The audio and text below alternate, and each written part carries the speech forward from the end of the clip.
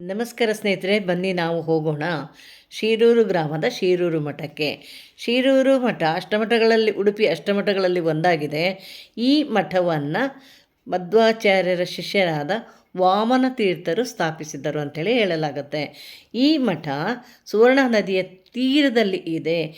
ಇಲ್ಲಿ ಮುಖ್ಯ ಪ್ರಾಣನಿಗೆ ಪ್ರತಿ ಶನಿವಾರ ಸಾಯಂಕಾಲ ರಂಗಪೂಜೆ ಇರುತ್ತೆ. ಇಲ್ಲಿ ಪಟ್ಟದ ದೇವರು ಸಹ ಇದ್ದಾರೆ. ಈ ರಂಗಪೂಜೆ ತುಂಬ ಸುಂದರವಾಗಿ ದೈವಿಕವಾಗಿರುತ್ತೆ.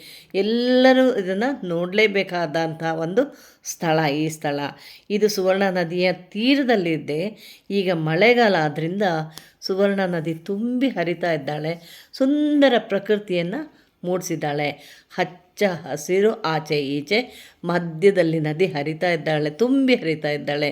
ಬನ್ನಿ ನಾವು ನೋಡೋಣ, ದೇವರ ಕೃಪೆಗೆ ಪಾತ್ರರಾಗೋಣ.